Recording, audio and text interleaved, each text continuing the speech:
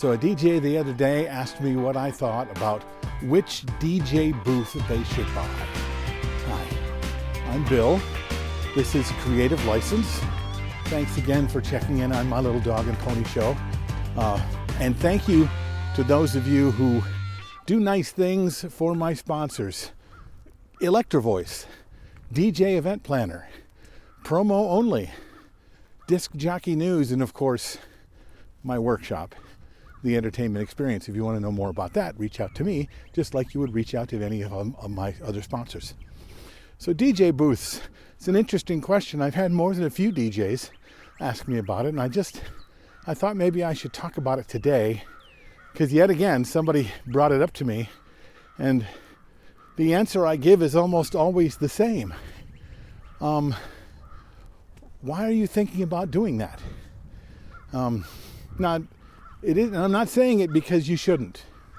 Okay, the companies that I know out there making them, and I'm sure there's more, but there's Joe Bunn in the Bunn booth, right? There's Danny Max in the Max booths.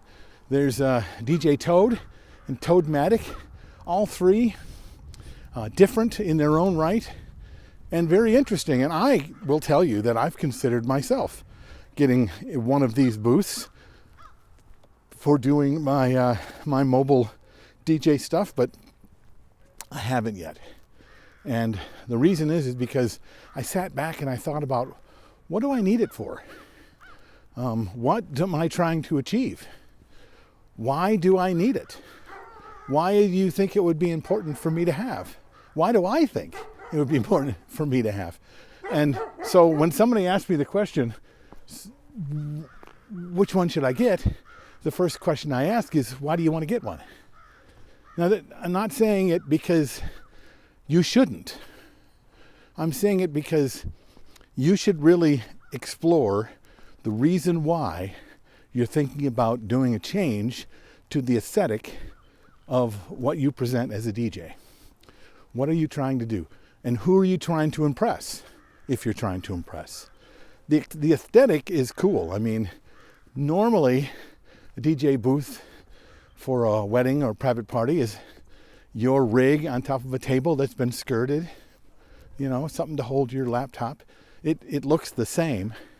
So when it first started to happen, I went, well, they're trying to stand out. It looks different. It's interesting, and it is. And some of them are very cool. In fact, I think all three of the ones I mentioned are very cool. But then it became a thing where I don't think I've seen pictures lately of DJs that don't have these booths. And oftentimes these booths look the same. And when I hear clients talk about them, they say, oh, well, you got one of those. As opposed to, wow, that's really interesting and different. Which is what happened when people started first doing it. So are you doing it because all the other DJs are doing it? Well, usually, if that's the case, my advice is, why are you trying to be like other DJs? Why aren't you trying to find a way to be more like you? And find a unique way to express who you are. And to, as I always say in all of my little videos, and what I always preach during the Entertainment Experience workshops, is show up different. Don't show up the same in a different way, because it usually isn't different. Show up different. And if it looks like everybody's doing one thing, take a turn and go another way. Unless, of course, you're trying to look like what you see as professional, and all these other DJs look professional to you, so you're trying to look professional. I don't really have a problem with any of that. I don't. Sorry about my thumb. You like that? Isn't that interesting? What I'm saying is, really have a reason for doing it. And if the reason is I want to look like the other DJs, good for you. If the reason is that I'm trying to show up in a different way, then when you get something that everybody's buying, find a way to at least show it off in a different way. Even the guys who make these booths will tell you the same thing. Then I've got the guys who are like, well, I'm thinking about the Toadmatic booth. The reason is because you've got a big 50 to 60 inch television in front of it. I want to get one of those. Again, the question, why do you want one of those? A lot of the guys I ask that question can't give me a reason. Well, maybe because I can put the logo of the client in front of it. Right, exactly. If you do mostly weddings, though, they don't necessarily have a logo, unless, of course, they have a, they got one of those beautiful signature things that they're calling their logo on all of their stationery and things like that, which is fine, right? So that's one way to go. But what I have been finding is a lot of the guys, they get these things and it's kind of cool, and then they put their own logo on it, which is kind of counterintuitive, right? Especially since DJs for the last 15 to 20 years have been saying, hey, you really shouldn't be putting your sign in front. We've been getting rid of DJ signs, Big Bill's Entertainment Company. But now with the return of the screen, I'm seeing a lot of that. Again, is that what you're going for? Is that what you're hoping to do at a private event, at a public event? There's two different reasons to do it, right? Why do you want to have that? Instead of, are you trying to keep up with the DJ Joneses? Again, you trying to keep up with the DJ Joneses? Lots of ways to do that and lots of ways to spend your money to do that. I don't have a problem with that.